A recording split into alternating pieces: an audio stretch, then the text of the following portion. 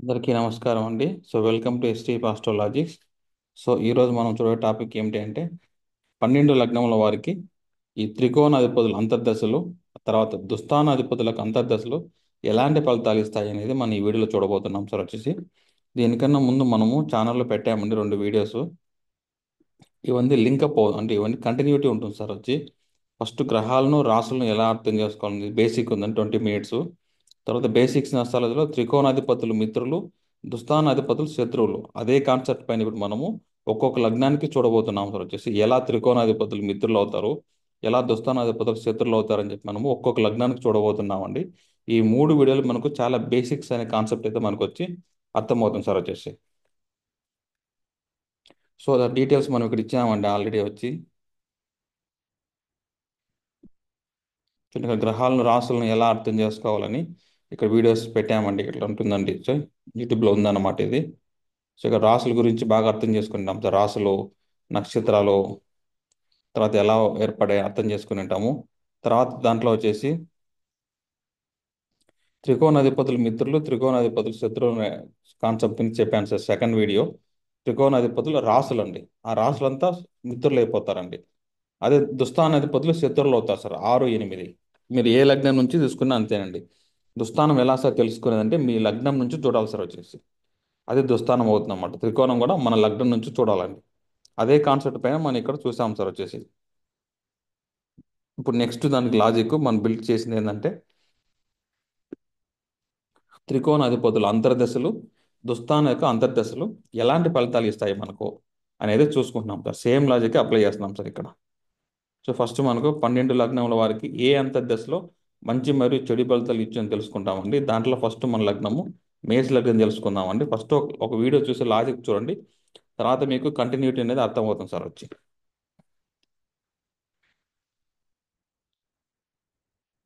First చూడండి sir, మేష లగ్నము అంటే అది అందరికీ తెలిసిందే. లగ్నాధిపతి కుజుడు అవుతారు సార్.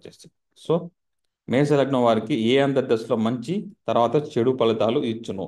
సార్ అందరికీ డౌట్ అండి, ఏంటండి మంచి ఫలితాలు, ఏంటండి చెడు ఫలితాలు, మంచి ఏంది చెడు ఏంది అనేసి జ్యోతిషం ప్రకారంగా ఎలా మీరు డిఫైన్ చేస్తున్నారు సార్ మంచి ఫలితాలు చెడు ఫలితాలు అంటే? చూడండి, మంచి ఫలితాలు అనేటివి మనకు అవసరం ఉండవండి.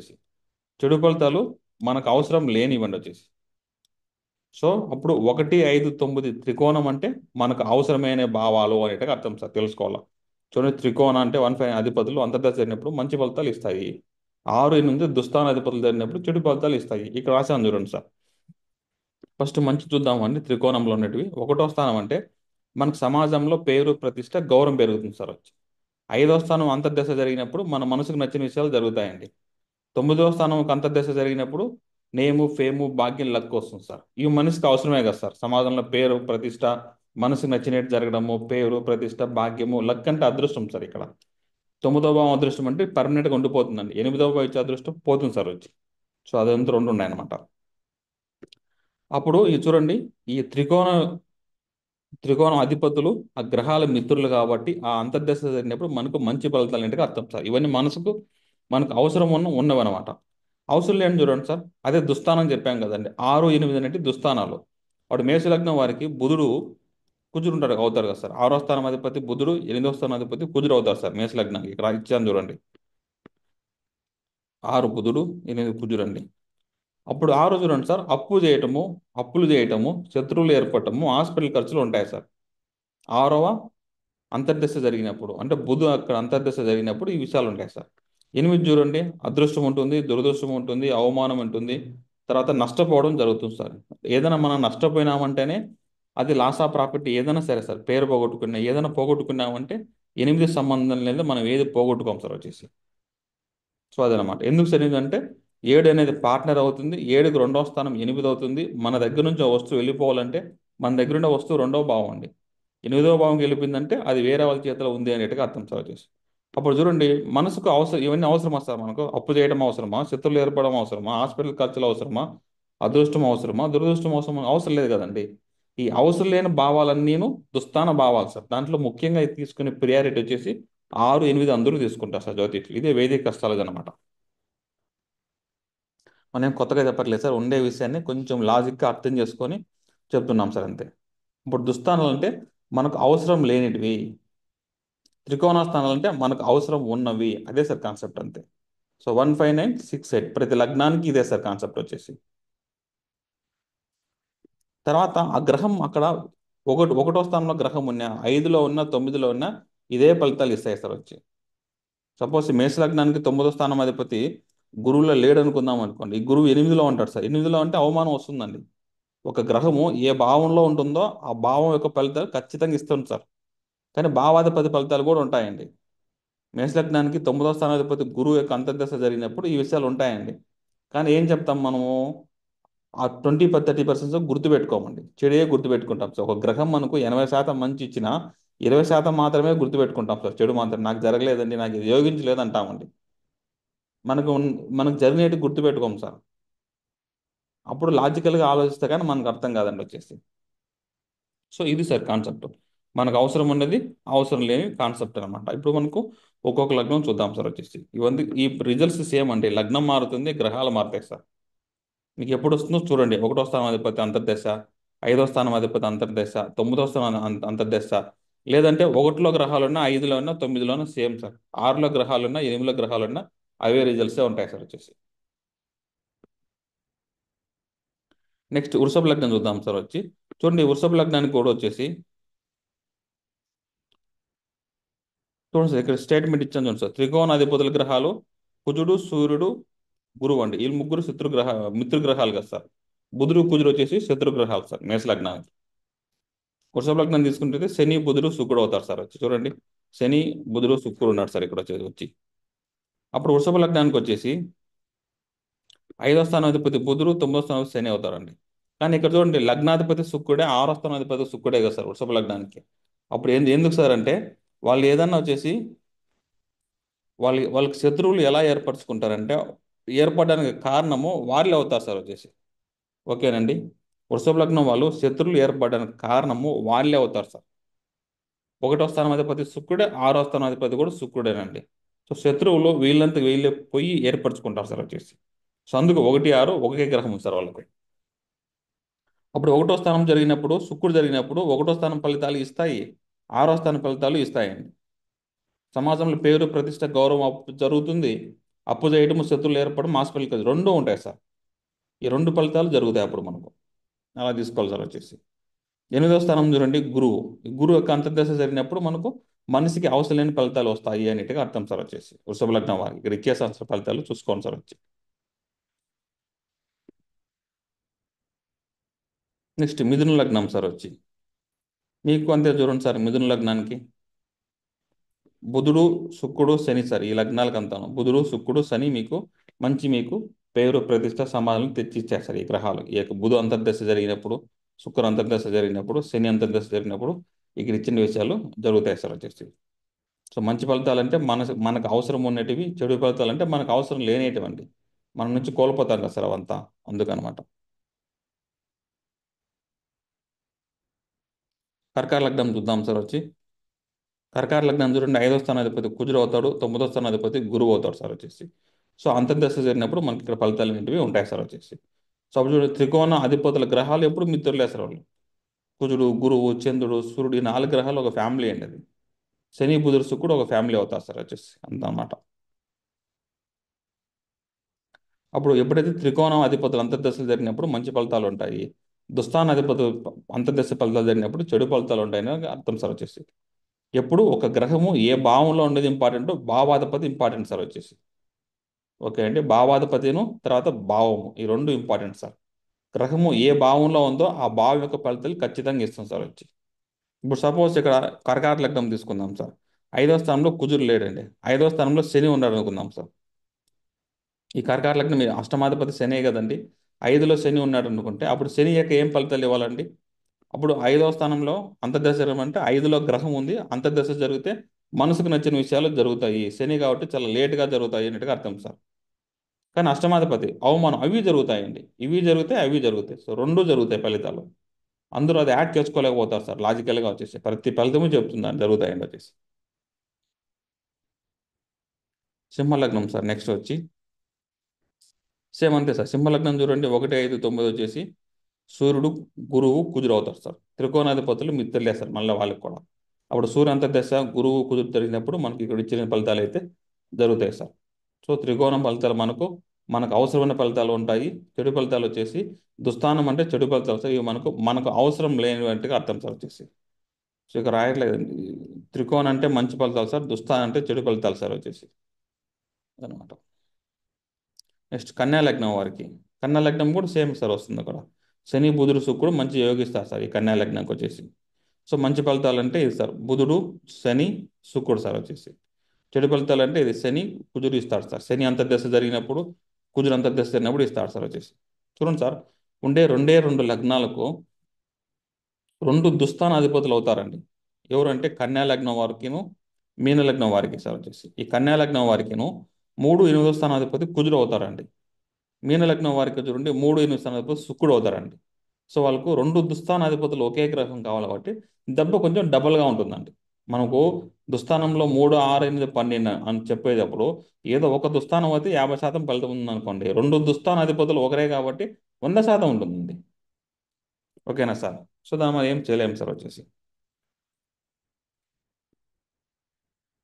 అప్పుడు 4, 7 ఒకే ఆధిపత్యం ఇస్తున్నాడు. 2, 7 ఒకే ఆధిపత్యం ఉంది కదా సార్ శుక్రుడు. అక్కడ మంచి ఇచ్చినప్పుడు చెడు కూడా ఉంటుంది కదండి. 3, 8 కూడా కుజుడే సార్ వచ్చేసి. ఇప్పుడు గ్రహాలు మనకి ఎప్పుడు బ్యాలెన్స్ చేస్తారు సార్. ఒకటి ఇస్తే ఒకటి తీసుకుంటాయండి. సో కన్యా లగ్నంకి ఎప్పుడు కుజు అంతర్దశ వచ్చేసి చాలా బ్యాడ్ రిజల్ట్సే ఇస్తుంది సార్ వచ్చేసి. తులా లగ్నం, తులా లగ్నం చూడండి సార్ వచ్చేసి. సో అందరికీ ఇది డౌట్ అనమాట, తులా లగ్నానికి ధనుసు లగ్నానికి. ఎందుకంటే ఆరో స్థానాధిపతి గురువే అవుతాడు కాబట్టి ఈ గురువు అనే మంచి గ్రహం వచ్చి లగ్న ప్రకారంగా లగ్న ప్రకారంగా తీసుకుంటే దశ అంతర్దశలో ఖచ్చితంగా ఇది మనకు నెగిటివ్గా ఇస్తుంది సార్. ఏం చేస్తామంటే గురువు అంటే పిల్లల కోసం కాబట్టి అప్పు చేయటము, శత్రువులు ఏర్పడటం, హాస్పిటల్ ఖర్చు ఎక్కువగా ఉంటాయి సార్ తులా లగ్నం వారికి. పిల్లల వల్ల వచ్చేసి పిల్లలే శత్రువులుగా ఫీల్ అవుతారు అనమాట ఆ టైంలో వచ్చేసి. 8 వచ్చేసి చూడండి, ఇక్కడ 8 కూడా శుక్రుడు చూడు తులా లగ్నానికి. వృషభ లగ్నానికి తులా లగ్నానికి ఇద్దరు శుక్రుడు అధిపతి వస్తాడు సార్. వృషభ లగ్నానికి అయితే 1, 6 అధిపతి ఒకరే అవుతారు. తులా లగ్నానికి 1వ స్థానం అధిపతి, 8వ స్థానం అధిపతి శుక్రుడు అవుతారు కాబట్టి తులా లగ్నం వాళ్ళు వాళ్ళంతకు వాళ్ళే అవమానం తెచ్చుకుంటారు అనేట్టుగా అర్థం సార్ వచ్చేసి. వాళ్ళు ఎవరికి అవసరం లేదండి. వీళ్ళే వెళ్ళి వీళ్ళు చేసే పనుల వల్ల వాళ్ళ ఉండే లక్షణాల వల్ల వాళ్ళు అవమాన పాలవుతారు. వాళ్ళే కారణం, వాళ్ళు అవమానించాలంటే వేరెవరు ఉండరు అక్కడ అనేట్టుగా అర్థం సార్ వచ్చేసి. ఆ వ్యక్తే కారణం అవుతారండి. తులాలగ్న వ్యక్తి అతను అవమానపడడానికి కారణం అవుతారు సార్ వచ్చి. సో అదనమాట ఇక్కడ. సో త్రికోణం అంటే తెలుసు కదా సార్ మనకు, 1, 5, 9 దుస్థానం అంటే 6, 8. వృశ్చిక లగ్నం సార్ నెక్స్ట్. వృశ్చిక లగ్నం కూడా అదే వస్తుంది సార్. ఇక్కడ లగ్నాధిపతి కుజుడే అవుతాడు, ఆరో స్థానాధిపతి కుజుడే అవుతారండి. అప్పుడు వీళ్ళంతకు వీళ్ళే శత్రువులు ఏర్పరచుకుంటారు అనేట్టుగా అర్థం సార్. ఎప్పుడు చూడండి ఈ వృషభానికి దీనికి ఇట్లా బ్యాచ్ చేసుకుంటే ఈ వృషభ లగ్నానికి చెప్పిన ఫలితాలే వృశ్చిక లగ్నం కూడా మనకు వర్తిస్తాయి సార్ వచ్చేసి. అప్పుడు వృశ్చిక లగ్నం వారికి కుజుడు కానీ గురువు కానీ చంద్రుడు అంతర్దశ జరిగినప్పుడు మంచి ఫలితాలు ఉంటాయి సార్ వాళ్ళకు. మనకు అవసరమైన ఫలితాలు జరుగుతాయి. చెడు ఫలితాలు అనుకోండి 6, 8 కుజుడు బుధుడు కదా సార్. సో మనకి అష్టమాధిపతి బుధుడు అవుతారు కాబట్టి మనకి అక్కడ బుధుడు యొక్క అంతర్దశ జరిగినప్పుడు వృశ్చిక లగ్నానికి కొంచెం చెడు ఫలితాలు ఉంటాయి. ఏంటి సార్ అంటే మనకు అవసరం లేని ఫలితాలు అనేట్టుగా అర్థం సార్ వచ్చేసి అక్కడ. ఆరో స్థానం కుజుడు చూడండి, సో అప్పు కొంచెం స్పీడ్గా చేస్తారు సార్, అంతకు ఏం లేదు. ఇవన్నీ భావకారకత్వాలు సార్. తర్వాత గ్రహము, ఏ భావం గ్రహం అనేది ఆ గ్రహ కారకత్వాన్ని మనం యాడ్ చేసుకోవాలన్నమాట వచ్చి. ధనుసు లగ్నం సార్ సేమ్ మనకు శుక్రుడు చెప్పాం కదండి. సో ఇప్పుడు ఈ గురువు శుక్రుడు వచ్చేసి శత్రువులు సార్. ఎందుకంటే ఆ రెండు మిత్రులు అండి. ఇప్పుడు మనకు అపోజింగ్ పార్టీ ఉంటుంది, రూలింగ్ పార్టీ ఉంటుందండి. వాళ్ళిద్దరూ ఎవరు ఒకరే కదా సార్ పవర్లో ఉంటారు, ఎవరు ఒకరే ప్రజలకు మంచి చేయగలుగుతారు. అలాంటి పొజిషన్లో ఉన్నారండి. ఇప్పుడు ఈ పార్టీ వాళ్ళు మంచి చేస్తారా, ఆ పార్టీ వాళ్ళు మంచి చేస్తారా అనేసి ఇద్దరు పోటీ పెట్టుకొని లాస్ట్కి ఎవరు చేస్తే ఎవరన్నా ఒకరు చేయాలి కదండి. ఆ గురువు శుక్రుడు అనేది రెండు అతిపెద్ద శుభగ్రహాలండి. సో అందుకు ఆ రెండింటికి పడదండి వచ్చేసి. ఒకే దగ్గర ఉంటే కొంచెం ఏదో ఒకటి ఉంటే ఒకటి ఉండదు. శుక్రుడు అంటే డబ్బులు సంతోషం ఉంటుంది, గురువు అంటే పిల్లలు అండి. శుక్రుడు సంతోషం ఎక్కువ డబ్బులు ఉన్న వాళ్ళకి పిల్లలు ఉంటారండి. పిల్లలు ఉన్న వాళ్ళ దగ్గర డబ్బులు ఉండవండి. చూడండి ఒకటి ఉంటే ఒకటి ఉంటుంది సార్ వచ్చేసి. ఒకటి ఉంటే ఒకటి ఇవ్వదు గ్రహం. అందుకే ధనుసు లగ్నానికి ఆరో స్థానాధిపతి శుక్రుడే కాబట్టి 11 కూడా శుక్రుడే కాబట్టి ఈ దుస్థానం మేలకు ఆ లేడీస్ వల్ల శత్రుత్వం ఎక్కువ ఏర్పడుతుంది.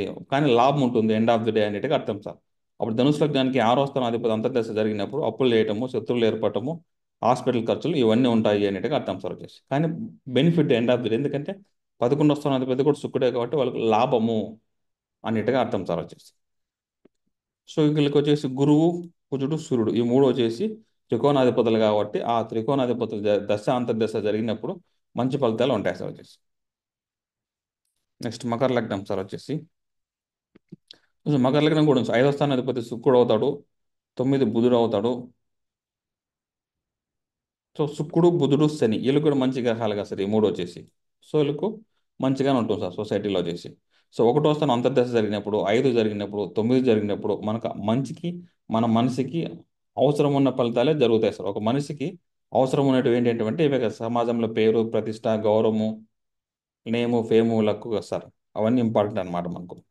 చెడు ఫలితాలు ఏంటంటే సార్ అంటే మనకు అవసరం లేనేటివి అనేట్టుగా అర్థం అండి వచ్చేసి. అప్పుడు బుధ యొక్క అంతర్దశ జరిగినప్పుడు, సూర్య యొక్క అంతర్దశ జరిగినప్పుడు మనకు మనసుకు అవసరం లేని ఫలితాలన్నీ జరుగుతూ ఉంటాయి. అప్పు, శత్రువులు, ఆస్తి శత్రువులు ఏర్పడము, హాస్పిటల్ ఖర్చులు, అవమానము, అదృష్టము, దురదృష్టము, నష్టపోవటము ఇవన్నీ జరుగుతాయి అనేట్టుగా అర్థం సార్ వచ్చేసి. లాజిక్ ఫస్ట్ చెప్పాను కదండి, అదే లాజిక్కే ఇక మళ్ళీ మళ్ళీ చెప్తే బోర్ కొడుతుంది కదా సార్. సో ఇక రాసి ఇచ్చేసాను కాబట్టి చదువుకుంటే చాలు సార్ మీరు. కుంభలగ్నానికి కుంభలగ్నానికి చూడండి సార్, త్రికోణాధిపతులు శని, బుధుడు, శుక్రుడు అవుతాడు. దుస్థానాధిపతులు చంద్రుడు, బుధుడు అవుతారండి. ఈ ఈ రెండిట్లో ఎవరు సార్ ఎక్కువ బాధపడతారంటే కుంభలగ్నానికి చంద్రుడు ఎక్కువ బాధపడతారు సార్ వచ్చేసి. శత్రువులు అనమాట. వీళ్ళ లగ్నం శని కాబట్టి శని 2.5 సంవత్సరానికి ఒక రాశి నుంచి రాశి మారతాడు కాబట్టి ఓపిక ఎక్కువ అండి. కానీ 6వ స్థానం శత్రువు ఏమవుతాడు, 2 కాల రోజుకు రాశి మారతాడు కాబట్టి వెంట వెంటనే ఇచ్చేయాలండి వాళ్ళకు. వీళ్ళు స్లో, వాళ్ళు స్పీడ్ అండి. అప్పుడు అక్కడ శత్రుత్వం ఏర్పడుతుంది. మీరు చాలా స్లో అంటారండి శత్రువు. అప్పుడు అప్పు చేసి చేసి ఇచ్చాను చాలా స్లోగా ఇస్తారు సార్ వీళ్ళు. అప్పుడు శత్రువులు ఏర్పడతారు. అప్పు చేయటము, శత్రువులు ఏర్పడటము, హాస్పిటల్ ఖర్చు రావటము అవన్నీ ఉంటాయన్నట్టుగా అర్థం సార్ వచ్చేసి. తర్వాత 8వ స్థానం అంటే అదృష్టము, దురదృష్టము, అవమానము, నష్టపోవటం అనేది జరుగుతుంది సార్ వచ్చేసి కుంభలగ్నం వారికి. ఎప్పుడంటే 8లో ఒక గ్రహం ఉన్న కానీ 8వ స్థానం అంతర్దశ జరిగినప్పుడు కానీ జరుగుతాయి సార్ వచ్చి. లాస్ట్ వచ్చి మీన లగ్నం సార్. మనం చెప్పాం కదండి, మీన లగ్నానికి 3వ స్థానాధిపతి, 8వ స్థానాధిపతి ఒకే అధిపతి అవుతారు కాబట్టి కొంచెం దెబ్బ గట్టిగా తగులుతుంది సార్ అని చెప్పాం. ఎందుకంటే రెండు దుస్థానం కాబట్టి. 3వ స్థానం అనేది సేల్ ఆఫ్ ప్రాపర్టీ సార్ వచ్చేసి, అమ్ముకోవడం అనమాట. అప్పుడు అమ్ముకోవడం తర్వాత మదర్ మెడికల్ ఎక్స్పెన్సెస్ 3వ భావం ఎలా సార్ అవుతుందంటే, 4వ భావం వచ్చినప్పుడు మనకు చంద్రుడు సారీ 4వ భావం వచ్చేసి తల్లి స్థానం అయినప్పుడు 4, 12 అనేది మూడో కదా సార్ వచ్చేసి. మనం లగ్నం అంటాము, మనకు హాస్పిటల్ ఖర్చు అంటే 12 చూస్తున్నాం సార్. అప్పుడు 4, 12 కదా సార్ 3వ భావం అవుతుంది. సో అందుకనమాట. సో వచ్చేసి వీళ్ళు వచ్చేసి మీన లగ్నం చూడండి సార్ వచ్చేసి. సో వీళ్ళకి కూడా అంతే, అష్టమాధిపతి శుక్రుడు అవుతారు చూడండి. అప్పుడు గురు లగ్నాలకు, మీన లగ్నానికి, ధనుసు లగ్నానికి శుక్రుడు పడదు. వృషభ లగ్నానికి, తులా లగ్నానికి గురువు పడదు సార్ వచ్చేసి. సో ఆ కాన్సెప్ట్ ఎప్పుడు మనం గుర్తుపెట్టుకోవాలి సార్ వచ్చేసి. సో వీళ్ళకు అంతే సార్, మంచి ఫలితాలు ఎప్పుడు వస్తాయంటే త్రికోణాధిపతులకు అంతర్దశలు జరిగినప్పుడు మంచి ఫలితాలు ఉంటాయండి. ఎప్పుడు గురువు, చంద్రుడు, కుజుడు సార్ వచ్చేసి. ఎప్పుడు సార్ చెడు ఫలితాలు అంటే సూర్యుడు, శుక్రుడు సార్ వచ్చేసి. సో శుక్రుడిలో వీళ్ళకి ఎక్కువ చెడు ఫలితాలు ఉంటాయని చెప్పి మనం చెప్పొచ్చు అండి వచ్చేసి. కానీ అక్కడ యాక్సెప్ట్ చేస్తారు సార్, స్వీట్గా వీళ్ళు యాక్సెప్ట్ చేస్తారంటే అర్థం అండి. ఇప్పుడు ఎట్లా సార్ అంటే షుగర్ ఉంటుంది, బీపీ ఉంటుంది, కానీ షుగర్ తింటారు సార్. సో అలా అన్నట్టుగా అర్థం సార్ అక్కడ. సో శుక్రుడు ఎప్పుడు స్వీట్ అనమాట వాళ్ళకి వచ్చేసి. సో ఇదండి లాజిక్, గుర్తుపెట్టుకోండి సార్ వచ్చేసి. సో గుర్తుపెట్టుకోండి, ఏ లగ్నాలకైతే ఎక్కువ అధిపతి దెబ్బ కంటే మీన లగ్నానికి, కన్యా లగ్నానికి గుర్తుపెట్టుకోండి సార్, రెండు దుస్థాన అధిపతులు ఒకరే అవుతారనమాట. ఓకేనండి. ఆంధ్రదశలో మాత్రం ఎక్కువ చెడు జరుగుతుంది. సో మళ్ళీ ప్రతి లగ్నానికిను 5, 1, 5, 8, 9 అనేటి ఎప్పటికీ కానీ మంచిగా జరుగుతాయి సార్. త్రికోణాధిపతులు మిత్రులే కాబట్టి ఆ అధిపతులకు అంతర్దశ జరిగినప్పుడు మంచి ఫలితాలు ఉంటాయి అంటే అర్థం సార్. కానీ ఈ గ్రహాల యొక్క ప్లేస్మెంట్ కూడా ఇంపార్టెంట్ అండి. ఇవి జరుగుతాయి 30% అట్లా అండి. సపోజ్ గురువు ఏ భావంలో ఉన్నాడో ఇంపార్టెంట్ సార్. 4లో ఉన్నాడా, 6లో ఉన్నాడా, 7లో ఉన్నాడా ఇంపార్టెంట్ అండి. ఇప్పుడు లగ్నాధిపతి గురువు అండి. ఇదే గురువు వచ్చేసి 6లో ఉన్నాడు అనుకుందాం అనుకోండి. మీన లగ్నం అధిపతి గురువు 6వ భావంలో అంటే అప్పుడు 6వ భావం ఫలితాలు చూడాలి సార్. ఇక్కడ రాశాను చూడండి. గ్రహము ఏ ఇంట్లో ఉంటే వాళ్ళే కదా సార్. ఇప్పుడు కరెంట్ బిల్ ఎవరు కడతారంటే, ఎవరు రెంట్కుంటారో ఆ ఇంట్లో వాళ్ళకి బిల్లు కట్టాలి కదా సార్. ఓనర్ ఎవరంటే అధిపతి అండి. అదే కదా సార్ ఓనర్ అంటాం, ఇంటి అధిపతి. అక్కడ రెంట్కు ఉన్నట్టుగా అర్థం సార్. గ్రహము మీన లగ్నము, లగ్నాధిపతి ఆ ఇంట్లో లేకోకుండా 6వ ఇంట్లో ఉన్నాడు సార్, వేరే ఇంటికి వెళ్ళిపోయినాడు సూర్యుడి ఇంటికి. అప్పుడు ఆ ఏం చేయాలి, ఆ ఇంటి ఓనర్ ఎవరంటే సూర్యుడు. ఎవరు కరెంట్ బిల్లు కడతారంటే గురువే చెప్పాలి కదా సార్. అప్పుడు గురువు యొక్క అంతర్దశ వచ్చినప్పుడు ఏం చేస్తుంది, 6వ స్థానం యొక్క శత్రువులు ఏర్పడడం కానీ, అప్పులు ఏర్పడడం కానీ జరుగుతుందండి. అర్థమైంది కదా సార్. అలా మనం గ్రహం అనేది అర్థం చేసుకోవాలి సార్. దశాంతర్దశ ఫలితాలు ఎప్పుడు ఒక గ్రహము ఏ భావంలో ఉంటుందో ఆ భావాది ఫలితాలన్నీ ఆ గ్రహమే ఇస్తుంది సార్ వచ్చేసి. తర్వాత అధిపతి ఫలితాలు కూడా ఉంటాయండి. అప్పుడు గురు అంతర్దశ జరిగినప్పుడు లగ్నాధిపతి ఫలితాలు ఉంటాయి, గురు ఫలితాలు కూడా ఉంటాయి సార్. అన్ని కలుపుకోవాలి మనం, అన్ని మనము కలుపుకోవాలన్నమాట చెప్తున్నాం సార్ వచ్చేసి. సో ఇంతే సార్ వచ్చేసి. ఈ 3 వీడియోస్ కొంచెం కన్సిస్టెంట్గా ఉంటాయండి. జ్యోతిష్యంలో బేసిక్స్ లేని వాళ్ళు కొంచెం బాగా చూస్తే మీకు అర్థమవుతాయి సార్ వచ్చేసి. Okay sir, thank for watching this video అండి. ఎవరైనా అస్ట్రాలజీ నేర్చుకోవాలి అని ఇంట్రెస్ట్ ఉండేవాళ్ళు అనుకుంటే వచ్చేసి కోర్సెస్ మొత్తం ఇప్పుడు 11 కోర్స్ అయినాయి సార్ వచ్చేసి, కొంచెం పెంచినామన్నమాట.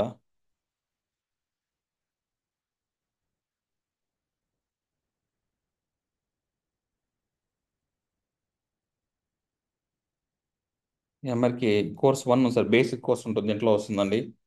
సో కోర్స్ 2 నవగ్రహ నాడి అండి. కోర్స్ 3 దశాభుక్తి ఫలితాలు, గ్రహాల యొక్క గ్రహ చేరిక, డిగ్రీ సిస్టము, చంద్రనాడి. కోర్స్ 7 భావాధిపతుల యొక్క ఫలితాలు, గ్రహాలు ఒక్కో భావం నుండి 1 నుండి 12 భావాలు అంటే ఫలితాలు ఎలా ఉంటాయి అనేది. తర్వాత పంచాంగము.